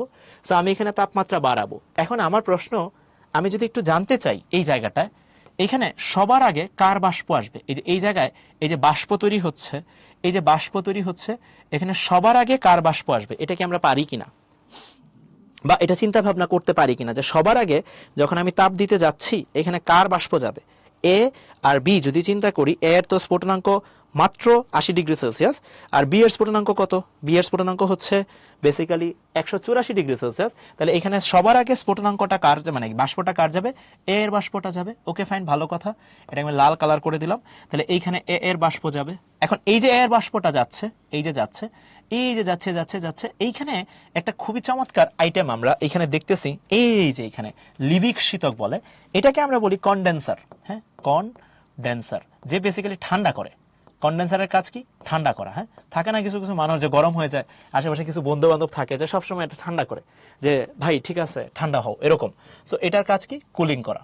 সো এটা হচ্ছে কুলিং করে। সো কুলিং করলে যেটা হয়, এ এর বাষ্প তো এখানে আসছে। সো এখানে কিন্তু দুটো উপাদান ছিল, এ আর বি। সো আমি যখন তাপমাত্রা দিছি, এ সবার আগে বাষ্প হয়েছে, তো এই দিক দিয়ে আসতেছে আসতেছে, যখন সে ঠান্ডা হয়েছে, তো সবার আগে এইখানে কে আলাদা হয়ে যাবে, তাহলে এইখানে সবার আগে আলাদা হয়ে যাবে এ। এখন এ যেহেতু আলাদা হয়ে গেছে, মিশ্রণে ছিল দুইজন, তারপরে কিছুক্ষণ পর কি হয়ে যাবে, বিও আলাদা হয়ে যাবে। খুবই স্বাভাবিক কথাবার্তা। এই যে এই পার্টটুকুর মধ্যে আমরা বাষ্পীভবন করতেছি, আর এই পার্টটুকুর মাধ্যমে আমরা কনডেনসেশন করতেছি। সবাইকে এটুকু ক্লিয়ার কিনা প্রসেসটা, যে আমি ফার্স্টে গরম করছি, এ বেসিক্যালি সবার আগে বাষ্প আকারে কনভার্ট হয়ে গেছে, তারপরে যেটা হয়েছে যে পুরা সেটআপটা, এরপরে পুরা সেটআপটা যেটা হয়েছে, এখানে বি পরবর্তী সময়ে যাবে, এবং বি এর কিন্তু যাইতে বেশ ভালো টাইম লাগবে। আরেকটা জিনিস হচ্ছে, আমরা এ যতক্ষণ পর্যন্ত না পুরোটা যাচ্ছে, ততক্ষণ পর্যন্ত আমরা এই থার্মোমিটারে তাপমাত্রা কত দিয়ে রাখবো, প্রথমে 80 ডিগ্রি সেলসিয়াসেই দিয়ে রাখবো। সুবিধাটা কি বুঝতেছি তো, যাতে এ যতক্ষণ পর্যন্ত না যায় ততক্ষণ পর্যন্ত আমরা 80 ডিগ্রি সেলসিয়াসেই দিয়ে রাখবো। লাইক এটাকে আমরা কিছুক্ষণ ওয়েট করব 80 ডিগ্রি সেলসিয়াস দিয়ে, তার থার্মোমিটারের তাপমাত্রাটা যাতে এইখানকার সমস্ত এ বাষ্প আকারে বের হয়ে এখানে আলাদা হয়, তারপর আমি আলাদা করে ফেলবো। দ্যাটস ইট, সিম্পল কাজ, খুবই সিম্পল কাজ, খুবই সিম্পল কাজ, খুবই সিম্পল কাজ। পাতন ডান। এবার আসি আংশিক পাতন। এইখানে সবই সেম, আগের মতোই, সব সেটআপ আগের মতোই। এইখানে এ থাকবে, এইখানে বি থাকবে, এইখানে সি থাকবে। এর স্ফুটনাঙ্ক আমি ধরতেছি এখানে, কথার কথা, এখানে 65 ডিগ্রি সেলসিয়াস স্ফুটনাঙ্ক, এটা ধরতেছি আমরা 80 ডিগ্রি সেলসিয়াস, কথার কথা। আর এটা ধরতেছি আমি 95 ডিগ্রি সেলসিয়াস, এটাকে আমরা ধরতেছি। হ্যাঁ, এই যে পদার্থগুলোকে এইভাবে ধরলাম, আর ওইটাকে স্ফুটনাঙ্ক দিলাম। তার মানে এইখানে আমার তিনটা পদার্থ আছে এবিসি। তাহলে এইখানে আমরা ফার্স্টে যদি খেয়াল করি, এই যে এই জায়গা, এখানে যদি ফার্স্টেই খেয়াল করি, এইখানে আমার স্ফুটনাঙ্কের পার্থক্যটা এ আর বি এর মধ্যে কত থাকতেছে, এ আর বি এর মধ্যে 40 ডিগ্রি সেলসিয়াসের নিচে, বি আর সি এর মধ্যে কত থাকতেছে, 40 ডিগ্রি সেলসিয়াসের নিচে। ইভেন তো এ আর সি এর মধ্যে যদি চেক দিই, এখানেও কিন্তু কি 40 ডিগ্রি সেলসিয়াসের নিচেই থাকতেছে। তাহলে আমরা যখন স্ফুটনাঙ্কের পার্থক্যটা দেখতেছি, যেহেতু এটা লেস দেন 40 ডিগ্রি সেলসিয়াসের নিচে, তাহলে আমাদের আংশিক পাতন করতে হবে। Okay fine, first of all এইটা কিন্তু ডিসাইড করতে হবে যে ভাই আপনার এখানে স্ফুটনাঙ্কের পার্থক্যটা আসলে কি অবস্থায় আছে। যদি 40 ডিগ্রি সেলসিয়াসের নিচে হয়, তাহলে সেই ক্ষেত্রে কি হবে, আংশিক পাতন হবে। এইখানে আগেরটার মধ্যে পার্থক্যটা কি, আগের সেটআপটা সেম, একটা ছোট্ট অ্যাডভান্টেজ হচ্ছে এইখানে আমরা একটা অংশ কলাম ব্যবহার করি। এই যে এই অংশ কলামের কাজ কি, এটা একটু বুঝি, মনোযোগ দিয়ে বুঝি, এনে বেশ ইন্টারেস্টিং একটা ইভেন্ট ঘটে, যদি বুঝি ভালো লাগবে আর কি। ঠিক আছে, সো এখানে ইন্টারেস্টিং ইভেন্ট কি ঘটে, আমরা তাপমাত্রা ফার্স্টে 65 ডিগ্রি সেলসিয়াসে ফিক্সড করি, এইটাতেই ফিক্স করে রাখবো টেম্পারেচার, এখানে ফিক্সড করলাম, একদম ফিক্সড। তাহলে এখানে যেটা হয়, ফার্স্টে এর বাষ্প উঠবে, এর বাষ্প উঠবে, এর বাষ্প এখানে উঠবে, এই যে উঠবে। এখন এইখানে এই অংশ কলামের মধ্যে একটু ভালো করে, অংশ কলামের মধ্যে এখানে কুলিং করা হয় ফার্স্টে। অংশ কলামের মধ্যে কি করা হয়, হালকা পাতলা কুলিং করা হয়। তাহলে এর বাষ্প এখানে উঠছে, যখনই কুলিং হয় এই বাষ্পটা আবার কি হয়, রিটার্ন হয়ে আবার এখানে চলে আসবে। মানে কি ভাইয়া, তাহলে ফার্স্টে তো এটা উঠতেই পারবে না। এটা আসলে এই কাজটা কি করে, যতক্ষণ পর্যন্ত না সবগুলা এর বাষ্প এই অংশ কলামের মধ্যে না আসতেছে ততক্ষণ পর্যন্ত এই অংশ কলাম এই কাজটা করতে থাকবে। অর্থাৎ এর বাষ্প এখান থেকে এখানে আসবে, পুরা এর বাষ্প যতক্ষণ পর্যন্ত না আসতেছে ততক্ষণ পর্যন্ত এই অংশ কলাম কাজ করতে থাকবে। সো এইখানে এই অংশ কলামের কাজটা হচ্ছে রিভার্স একটা প্রক্রিয়া, সাইকেলের মতো করা, যে ভাই ঠিক আছে এত আমার এইখানে আছে লিকুইড ফর্মে, তাহলে এইটাকে আপনি এইখানে বাষ্প ফর্মে আনবেন, আমি ঠান্ডা করে আবার এটাকে পাঠিয়ে দিব, আবার পাঠাবেন, সবগুলা এ যখন এখানে চলে আসবে তারপর এইখানে এর বাষ্পকে সে পাঠিয়ে দিবে, এর বাষ্পকে এখানে পাঠাবে, তারপর আগের মতোই এখানে আপনি কুলিং করবেন, সবার ফার্স্টে এখানে এ আলাদা হয়ে যাবে। খুবই সিম্পল কাজ, খালি আগেরটার মধ্যে পার্থক্য হচ্ছে দ্রবণ বা স্যাম্পল আর শীতকের মাঝখানে একটা অংশ কলাম ব্যবহার করা হয়। এটা একটু ভালো করে খেয়াল করা, আংশিক পাতনের মধ্যে আমার যে স্যাম্পল বা দ্রবণ আছে আর শীতকের মাঝে একটা কলাম ব্যবহার করা হয়, দ্যাটস ইট, আর কিচ্ছু না, আর কোনো কিচ্ছু না, আগের সব কিছু। চমৎকার। এইবার আমরা যদি বাষ্পপাতন করতে চাই, আমি বাষ্পপাতন করার জন্য একটা কাজ করি, আমি একটা ছোট্ট ভিডিও দেখায় ফেলি, তাইলে মনে হয় বেশি রিলেটেবল হবে। ভাই অফ করে দিছিলেন? আচ্ছা থাক, সমস্যা নেই, নিয়ে আসছি, প্যারা নেই।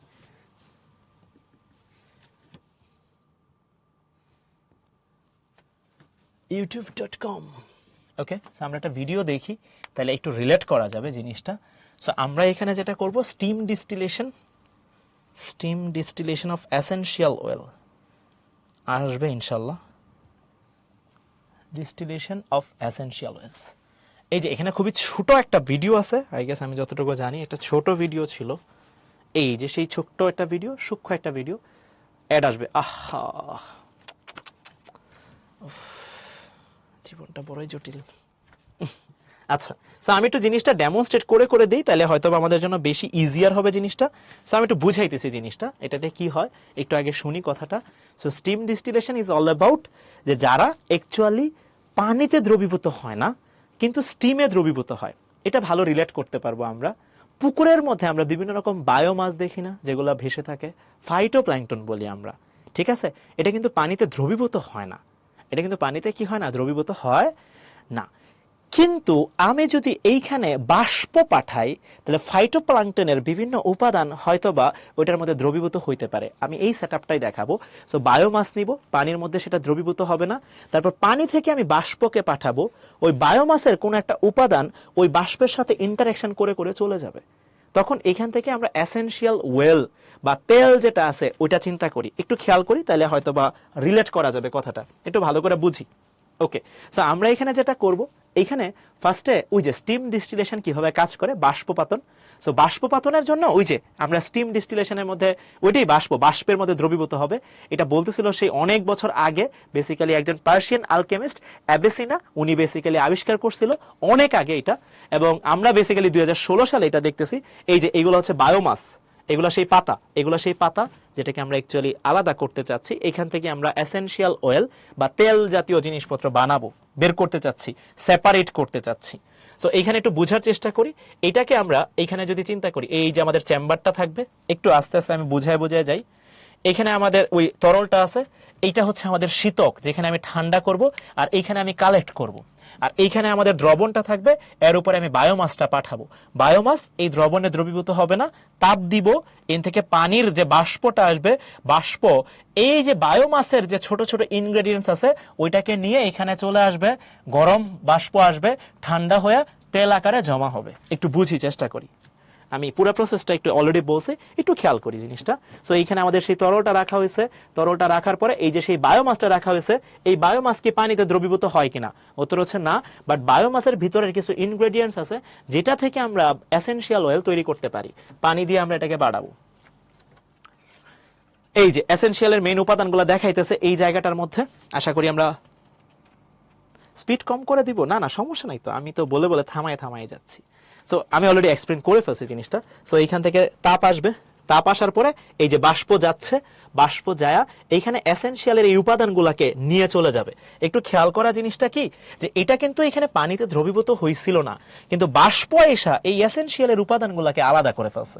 এটা আমি বলতেছিলাম পানিতে দ্রবীভূত হয় না, কিন্তু বাষ্পে দ্রবীভূত হয়, এটাই বাষ্পপাতন। সো এই পুরো সেটআপটা কি হবে, এখান থেকে নিয়ে চলে যাবে পুরো জিনিসটা, ভালো কথা। সো এটাকে নিয়ে ওইখানে চলে যাচ্ছে, ওই যে আমাদের টিউব দিয়ে এই যে আমাদের তেল জমা হবে, ওইখানে যায় গরম বাষ্প, এখানে শীতলীকরণ করব, কুলিং করার পর এইটা এইখানে এই যে কুল হয়ে গেছে অলরেডি, তারপর ওইখানে ড্রপ ওয়াইজ জমা পড়বে। সবাইকে আমার পয়েন্টটা ক্লিয়ার কিনা? এই যে আমাদের জমা পড়তেছে, ড্রপ ওয়াইজ জমা পড়তেছে, সবাই কি বুঝছি প্রসেসটা কি ক্লিয়ার? সবার কমেন্ট আসতেছে, সবার কমেন্ট আসতেছে, এতক্ষণ একটু ঝামেলা হয়েছিল।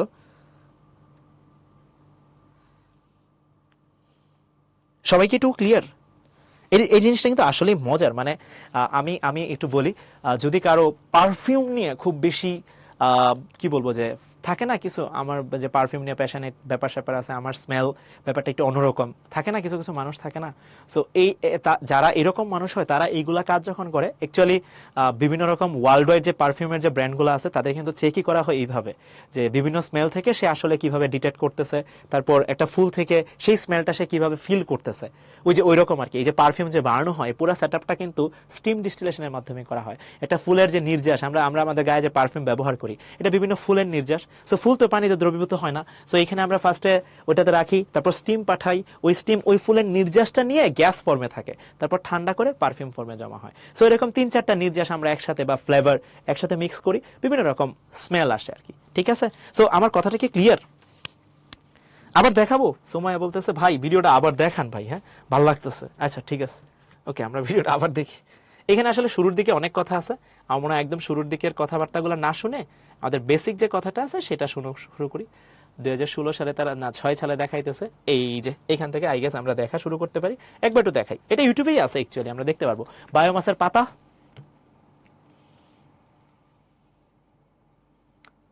সেটআপটা বুঝাইতেছে।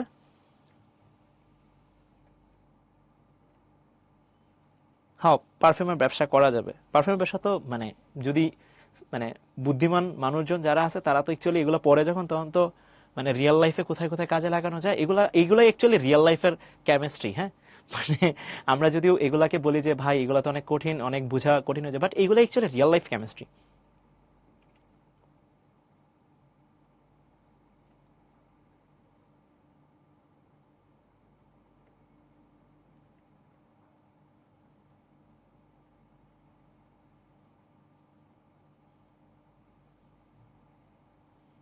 বায়োমাস হচ্ছে একটা ইনগ্রেডিয়েন্টস আর কি, যেটা থেকে আমরা বের করি আর কি, হোয়াটএভার। সো এটা হয়ে গেছে, আই গেস আমরা বুঝে গেছি। সো আমরা আবার ওইখানে ফিরে যাই, আমাদের এটা অলরেডি পড়ানো হয়ে গেছে। এটা আমি তাহলে ভিডিও যেহেতু দেখায় ফেলছি, তাহলে তো আর বারবার এখানে কথা বলে কোনো লাভই নাই। সো এই পুরো পার্টটা আমাদের হয়ে গেছে, আই গেস ক্লিয়ার। এবং এখানে কিন্তু এই পয়েন্ট আমরা বলছিলাম, যেটা বাষ্পে দ্রবীভূত হয় না, কোথায় জানি দ্রবীভূত হয়, সরি পানিতে দ্রবীভূত হয় না, কিন্তু কোথায় দ্রবীভূত হয়, বাষ্পে দ্রবীভূত হয়। ঠিক আছে? আচ্ছা, এইখানে একটা ছোট্ট গ্যাঞ্জাম আছে, ছোট্ট একটা গ্যাঞ্জাম আছে অনেক। এখানে একটু বলি, এখানে একটা ছোট্ট গ্যাঞ্জাম আছে। লাইক এখানে যদি আমি ইথানলকে নিই, ইথানলের স্ফুটনাঙ্ক, হ্যাঁ ইথানলের স্ফুটনাঙ্ক আমরা যদি চেক দিই, ইথানলের স্ফুটনাঙ্ক কত ডিগ্রি সেলসিয়াস হয় ভাইয়া? এটা হচ্ছে 78.3 ডিগ্রি সেলসিয়াস, 78.3 ডিগ্রি সেলসিয়াস। আর যদি পানিকে নেই, পানির স্ফুটনাঙ্ক কত ভাই? পানি যেটা নিচ্ছি, পানির স্ফুটনাঙ্ক হচ্ছে 100 ডিগ্রি সেলসিয়াস, তাই না? হ্যাঁ, স্বাভাবিক। এখন আমি যদি কখনো ইথানল আর পানিকে মিক্স করে দিই, কি করবেন ভাইয়া? ইথানল আর পানিকে মিক্স করে দিব, কথার কথা, C2H5OH। আর আমরা যদি এখানে পানিকে নেই, এখানে যদি আমরা এটাকে মিক্স করে দিই, এটা আসলে আংশিক কলামের মধ্যে পড়ানো দরকার ছিল, আমি স্লাইডটা একটু আগের স্লাইডে নিয়ে যাই। এটা বেসিক্যালি আংশিক পাতনের পার্ট, এখানে থাকুক, ঠিক আছে? সো এই দুটাকে যদি মিক্স করে দিই, এই দুটাকে যদি কোনো কারণে আমি মিক্স করে দিই, তাহলে এইখানে স্ফুটনাঙ্কটা কত আসা উচিত? তার আগে এখানে একটু খেয়াল করি, এখানে স্ফুটনাঙ্কের পার্থক্যটা কত আসতেছে? ডেল বিপি কত আসতেছে? 178। তাহলে এইখানে এটা কি 40 ডিগ্রি সেলসিয়াসের নিচে আসতেছে, লেস দেন 40 ডিগ্রি সেলসিয়াস। তাহলে এখানে কোন পাতন করা উচিত? এখানে পাতন করা উচিত আংশিক পাতন। ইথানলে যেটা আছে সেটার বেসিক্যালি স্ফুটনাঙ্ক 78.3 ডিগ্রি সেলসিয়াস, আর পানির তো 100 ডিগ্রি সেলসিয়াস, তাহলে এখানে কোন পাতন করা উচিত? আংশিক পাতন করা উচিত। কিন্তু রিয়েল লাইফে যখন আমরা যাই তখন দেখা যায় এখানে আংশিক পাতন করা হয় না। আংশিক পাতন করে এদেরকে আলাদা করা যায় না, এটাকে কখনোই আংশিক পাতন করে আলাদা করা যায় না। এটা একটা বিশাল ইম্পর্টেন্ট কোয়েশ্চেন যে ইথানল আর পানির মিশ্রণ যখন থাকে তখন সেটাকে আসলে আমরা আলাদা করতে পারবো কিনা। ঠিক আছে, সো ইথানল আর পানিকে সহজে আলাদা করা যায় না, আংশিক পাতন দিয়েও আলাদা করা যায় না। সো এটার কারণটা কি? এটার কারণটা হচ্ছে এই দুজনের যে স্ফুটনাঙ্ক যখন মিশায় দিই তখন এইখানে স্ফুটনাঙ্কের মানটা আসে হচ্ছে 78.15 ডিগ্রি সেলসিয়াস, 78.15 ডিগ্রি সেলসিয়াস। এবং খুবই খুবই খুবই খুবই প্যাথেটিক একটা বিষয়। কি প্যাথেটিক বিষয় কিভাবে একটু বুঝাই, আমি যদি একটু বুঝাই, এইখানে এই যে এরকম তিনটা সেট আপ নিছিলাম না, এই সেট আপটা একটু কপি করে একটু বুঝাই, বেশ ইন্টারেস্টিং একই সাথে জিনিসটা, আসলে একই সাথে প্যাথেটিক এবং একই সাথে ইন্টারেস্টিং। সো এইখানে যেটা হয়, আমি যদি এই জায়গাটার মধ্যে, এই টিউবের মধ্যে এইখানে আমরা যদি হচ্ছে ইথানল আর পানি নেই, ইথানল আর পানি নেই, C2H5OH এটার মিশ্রণটা নিলাম। হ্যাঁ, ইথানল আর পানি নেই, এটার মিশ্রণটা কত?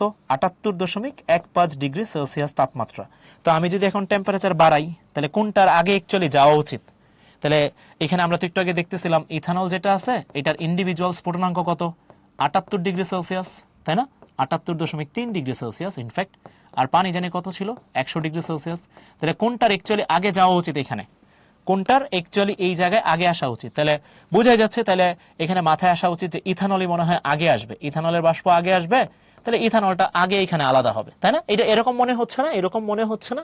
বাট রিয়েল লাইফে আমরা যখন যাই, যখন দুইটা এরকম এই এদের ক্ষেত্রে আর কি, যখন এই দুইটাকে আমরা মিশাই তখন এই জায়গার মধ্যে একটা গন্ডগোল হয় কি, যে এই দুইটা যখন বাষ্পীভূত করা হয় টেম্পারেচার দিয়ে তখন এই দুইটা আলাদাভাবে কখনোই এরকম ভাবে আলাদা হয় না, এই দুজন আসলে একসাথে আলাদা হয়। মানে এটা একটা মানে একটু এক্সেপশনাল বা একটা স্পেশাল সিনারিও যে এইখানে একসাথেই দুইজন ওঠে। মানে লাইক 78.15 ডিগ্রি সেলসিয়াস যখন হবে বা 78.3 ডিগ্রি সেলসিয়াস যখন হবে তখন আসলে শুধু ইথানল এখানে যাবে, নট লাইক দিস, পানিও সেখানে চলে যায়। তাহলে এখন এটাকে কি আলাদা করা যাবে কিনা এইখানে? ঠিক আছে, এটাকে কি এখন আমরা আলাদা করতে পারবো কিনা? ঠিক আছে, সো এইখানে কিন্তু আংশিক পাতন দিয়ে আমরা এটাকে আলাদা করতে পারবো না। সেক্ষেত্রে আমাদের কি করতে হয়? গ্যাঞ্জাম, এটা একটা বিশাল গ্যাঞ্জাম। সো সেই ক্ষেত্রে আমরা জানো কি করি ভাই, আমরা এইখানে ইথানল যেটা আছে, ইথানলের সাথে তো পানি আছে, সো এই পানির মধ্যে আমরা কি করি, এই যে এই পানি, এটা তো মিশ্রণটা, এনে আমি আংশিক পাতন দিয়ে আলাদা করতে পারি না। সো এই মিশ্রণের মধ্যে আমরা কি করি, ক্যালসিয়াম অক্সাইডকে দিয়ে দিই, চুনের পানি দিয়ে দিই, চুন চুন চুন ক্যালসিয়াম অক্সাইড দিয়ে দিই। এই ক্যালসিয়াম অক্সাইড যেটা আছে এটা এই পানির সাথে বিক্রিয়া করে ক্যালসিয়াম হাইড্রোক্সাইড ফর্ম করে, এই যে পানিকে আলাদা করে ফেললাম। ঠিক আছে, একটু ভালো করে খেয়াল করা। সো এটা হচ্ছে লাইম, একটু ভালো করে, এটা লাইম আর এটা কি লাইম ওয়াটার, দুইটা কি এক জিনিস? উত্তর হচ্ছে না, মোটেও না। একটা চুন আর একটা চুনের পানি। সো খুব ভালো করে খেয়াল করা। সো এটা যেটা আছে এটা এই পানিটাকে নিয়ে চলে যায়, তখন ইথানল আলাদা হয়। পুরো জিনিসটাকে একটু আবার বলি, ইথানলের আলাদা স্ফুটনাঙ্ক 78.1 degree Celsius, sorry 78.3 degree Celsius, পানির স্ফুটনাঙ্ক 100 ডিগ্রি সেলসিয়াস। তাহলে এই দুটাকে যখন মিশ্রণে নিয়ে যাব তখন মিশ্রণের স্ফুটনাঙ্কটা হয়ে যায় 78.15 ডিগ্রি সেলসিয়াস। আমরা যদি এখানে খেয়াল করি স্ফুটনাঙ্কের পার্থক্য 40 ডিগ্রি সেলসিয়াসের নিচে আছে, তাহলে আংশিক পাতন দিয়ে এটাকে আলাদা করতে পারার কথা ছিল। কিন্তু প্র্যাকটিক্যাল লাইফে আমরা যখন যাচ্ছিলাম, ওই যে একটু আগে চিত্রটা দেখাইতেছিলাম, তখন এটাকে না আমরা আলাদা করতে পারতেছিলাম না। কারণ হচ্ছে এরা দুইজনই 78.15 ডিগ্রি বা 78.3 ডিগ্রি সেলসিয়াস যখন হচ্ছে তখন দুইজনই উপরে চলে যাচ্ছে বাষ্প আকারে, কেউ একা যাচ্ছে না। এটার রিজনটা হচ্ছে যখন আমরা মিশ্রণে যাই এই দুইটা সমস্ফুটন মিশ্রণ বলে। বাংলায় কি বলে? সমস্ফুটন মিশ্রণ। মানে কি দুইজনের স্ফুটনাঙ্ক আলাদা আলাদা ছিল কিন্তু মিশ্রণে যাওয়ার পরে সমস্ফুটন মিশ্রণ হয়ে গেছে। কথা একটু আবার বলি, দুইজনের স্ফুটনাঙ্ক আলাদা আলাদা ছিল কিন্তু মিশ্রণে যাওয়ার পরে তাদের দুইজনের স্ফুটনাঙ্কই কি হয়ে গেছে? সেম হয়ে গেছে। দুজনের স্ফুটনাঙ্ক কি হয়ে গেছে? সেম হয়ে গেছে। এটাকে ইংলিশে একটু ফ্যান্সি টার্মে কি বলে? এজিওট্রপিক, এজিওট্রপিক, এজিওট্রপিক মিক্সচার, এজিওট্রপিক মিক্সচার। ঠিক আছে, সো এটা একটু খেয়াল রাখা আর কি, যদি কখনো চলে আসে মানে এটা জানা আর কি যে ইথানল এবং পানির যে মিশ্রণটা আছে এটাকে আংশিক পাতন দিয়ে আলাদা করা যায় না, যদিও এদের স্ফুটনাঙ্কের পার্থক্য 40 ডিগ্রি সেলসিয়াসের কম, কারণ এটা এজিওট্রপিক মিক্সচার। তো সো সেই ক্ষেত্রে আমাদের চুন ব্যবহার করে এদেরকে আলাদা করতে হয়। আমরা একটা প্রশ্ন বা একটা কনফিউশনে বারবার পড়তেছি যে ভাই আমাদেরকে আসলে এই যে দিচ্ছেন আপনি বারবার, হ্যাঁ এখানে আপনি স্ফুটনাঙ্ক বের করতেছেন কিভাবে, বা এই স্ফুটনাঙ্ক যেগুলো করতেছেন আপনি আসলে কিভাবে বের করে ফেলতেছেন। সো এই জিনিসটা হচ্ছে কি আমরা এগুলো শিখবো, ফিজিক্সও শিখবো, বাট আপাতত জাস্ট মনে রাখি স্ফুটনাঙ্কের মানগুলো আর কি, তাইলেই হবে। ঠিক আছে, ওকে। সো এটা হয়ে গেছে আলহামদুলিল্লাহ, বাষ্পপাতন হয়ে গেছে। এখন ঊর্ধ্বপাতন শিখাইছিলাম, ওই যে কারা কারা দিবে সলিড থেকে ডিরেক্টলি গ্যাস, সলিড থেকে যারা ডিরেক্টলি গ্যাসে যাবে তারা, এক্সাম্পলগুলো লিখছিলাম। সো এটা ঊর্ধ্বপাতন হয়ে গেছে, পড়ে ফেলছি। এইবার নিম্নচাপ পাতন, হ্যাঁ ওই যে এবার আমরা কি করব, প্রেসারটা কমায় দিব। প্রেসারটা কি করব, কমায় দিব। প্রেসারটা কমায় দিয়া ওই যে গ্লিসারিন শিখাইছিলাম, এই যে CH2, এই গ্লিসারিন যদি মানে আসলে এটা একটু বলে দিই, আসলে এগুলো আসলে অর্গানিকে গেলে আমরা পাবো ইনশাল্লাহ, একটু বলে দিই। সো গ্লিসারিনকে যখন আমরা উত্তপ্ত করতে থাকি, এই গ্লিসারিনকে যদি উত্তপ্ত করতে থাকি, মানে টেম্পারেচার যদি বাড়াইতে থাকি, তার তো স্ফুটনাঙ্ক কত জানি ছিল, 200, কত জানি ছিল 200, কত 290°C। হ্যাঁ, সো যখন 290°C যাচ্ছে টেম্পারেচার, যখন বাড়াচ্ছি, এই গ্লিসারিনটা পানি ছেড়ে দেয় এবং এখানে খুবই ইন্টারেস্টিং একটা কম্পাউন্ড তৈরি করে। এই যে এটা তৈরি করে, এটাকে আমরা বলি অ্যাক্রোলিন। কি বলি, এটাকে আমরা বলি অ্যাক্রোলিন। এটার খুব বাজে স্মেল আসে ল্যাবে, ল্যাবে যখন আমরা কাজ করব এটার খুব বাজে স্মেল আসে, এটার ব্যাড স্মেল আসে। এই ব্যাড স্মেল আবার চোখ, নাক, মুখ এদের জন্য আবার একটু ক্ষতিকর। সো এই ব্যাড স্মেলটা আসে, মানে এই যে গ্লিসারিন কিন্তু স্ফুটনাঙ্কের তাপমাত্রায় যাওয়ার অনেক আগেই তার বিপি ছিল হচ্ছে 290°C, 290°C না 200 নয়, 290 আই গেস, 290°C। সো এই 290°C যাওয়ার অনেক আগেই দেখা যায় যে 103 বা 105 বা 110°C যায়, সে অ্যাক্রোলিনে কনভার্ট হয়ে যায়। তাহলে তখন কি আর আসলে গ্লিসারিন আছে কিনা, অত রয়েছে না। সো এইখানে আমরা কি করি, এই যে এই প্রেসার গেজটা আমরা অ্যাড করি, এই যে এটা কি করে, প্রেসার কমায়, যার জন্য টেম্পারেচার কমায়। অর্থাৎ টেম্পারেচার কমে মানে বয়েলিং পয়েন্ট কমে, তখন গ্লিসারল যেটা আছে এটা ডিকম্পোজ হয় না। গ্লিসারল যেটা আছে বা গ্লিসারিন বলি যদি, গ্লিসারল যেটা আছে এটা কি আর ডিকম্পোজ হয় কিনা, যখন আমরা লো টেম্পারেচারে চলে যাই তখন এই ডিকম্পোজটা আর হয় না। সুবিধা হচ্ছে তখন গ্লিসারলটা খুব সহজে আলাদা হয় আর কি। সো এই ডিকম্পোজটা আর হয় না, তখন আমরা এখানে খুব সহজে আলাদা করে ফেলি। সো এই যে এই ম্যানোমিটার বা এইখানে ভ্যাকিউম পাম্পের মাধ্যমে বেসিক্যালি এই যে এইখানে যে গ্লিসারলটা আসতেছে, এটাকে আমরা ভাইয়া টেম্পারেচারটা কমায় নিয়ে আসা খুব সহজেই খুব সহজেই খুব সহজেই কি করি, কি করি আমরা এখানে প্রেসারটা কমায় দিয়ে বয়েলিং পয়েন্টটা কমায় নিয়ে আসি, যাতে তার ডিকম্পোজিশনটা না হয়। পুরা সবগুলাকে একটু ভাই একটু সহজ ভাষায় বুঝান তো, আমি একটু আবার বলাই। সাধারণ পাতন স্ফুটনাঙ্কের পার্থক্য 40°C উপরে হবে, আংশিক পাতন স্ফুটনাঙ্কের পার্থক্য 40°C নিচে হবে। ওকে, নিম্নচাপ পাতন, নিম্নচাপ পাতন হচ্ছে সাধারণত গ্লিসারিনের ক্ষেত্রে, নট দ্যাট যে গ্লিসারিনের ক্ষেত্রে যারা আসলে স্ফুটনাঙ্কের তাপমাত্রা যাওয়ার আগে অন্য কিছুতে কনভার্ট হয়ে যেতে পারে, তাদের ক্ষেত্রে আমরা নিম্নচাপ পাতন করি। ওকে, বাষ্পপাতন কাদেরকে করি মনে আছে না, যারা পানিতে দ্রবীভূত হয় না কিন্তু স্টিমে দ্রবীভূত হয়। ওকে, আরটা কি জেনেছিল, বাষ্পপাতন, স্টিম পাতন, সাধারণ পাতন, ঊর্ধ্বপাতন, সলিড থেকে গ্যাস যারা হবে তাদেরকে আমরা ঊর্ধ্বপাতন করব। ওকে, সো ওকে, এই যে ভাই আমি মোটামুটি সব জিনিসপত্র দেখাইলাম, বিলিভ করি আমাদের মোটামুটি যদি বুঝে থাকে আমার কথাবার্তাগুলো, এটা আসলে খুবই সহজ, মানে এটা আসলে কঠিন কোনো মানে জিনিসই না। একবার দুইবার বই পড়তে হবে, আর কোন পাতন কোথায় ব্যবহার করে এটা এমসিকিউ এর জন্য খুবই ইম্পর্টেন্ট, স্পেশালি আমাদের বোর্ড পরীক্ষা এবং যারা মেডিকেল অ্যাসপিরেন্ট হইতে যাচ্ছে। আমি কিন্তু এই পয়েন্টগুলো বলে দিচ্ছি যাতে এই পয়েন্টগুলো আমাদের কি থাকে, মাথায় থাকে। সো এখানে একটা ছোট্ট কুইজ আছে, কুইজ কি লঞ্চ করব? আচ্ছা কুইজ লঞ্চ করে দিই, একটা কুইজ আছে, একটু লঞ্চ করে দিই আমি। ও, এই যে লঞ্চ করলাম। কোয়েশ্চেনটা কি ছিল, নিচের কোনটি ঊর্ধ্বপাতন দিবে, একটু দাগাই।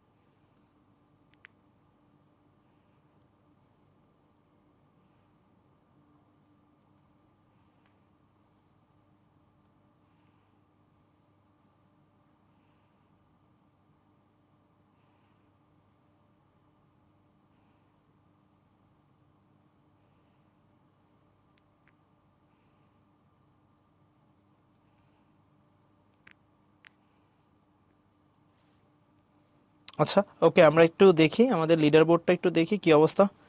আর হচ্ছে এটা কি, আমাদের যে জিনিসগুলো আছে একটু দেখি।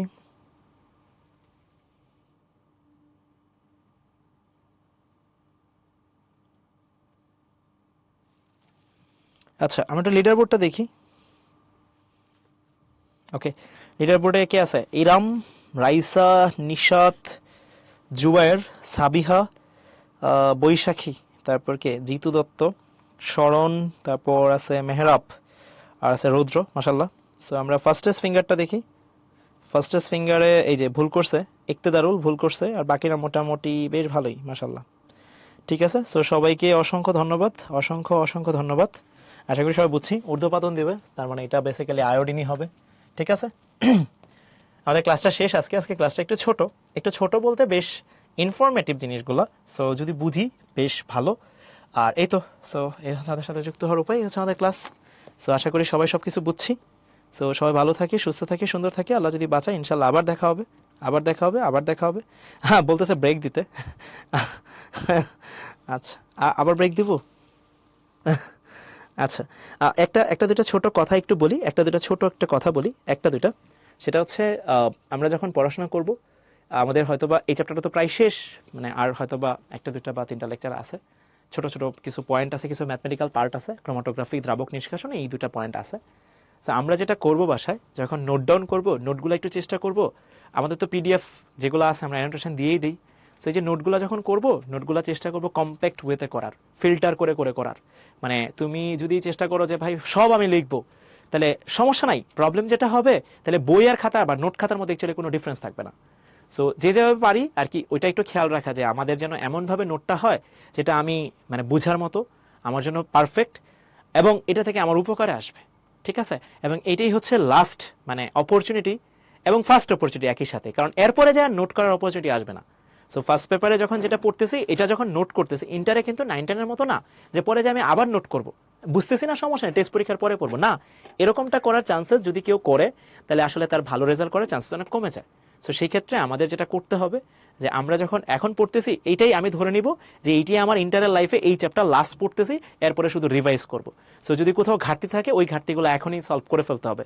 কলেজের সাথে যদি না মেলানো যাইতে পারে, যখন টাইম পাবো তখনই পড়তে হবে। ক্লাস মিস হয়ে গেছি, রেকর্ডিং থেকে দেখতে হবে। আমাদের আর্কাইভ পোর্শন তো পুরোটা দেওয়াই আছে। সো যদি কলেজের সাথে না মিলে, আর্কাইভ থেকে দেখে নেব।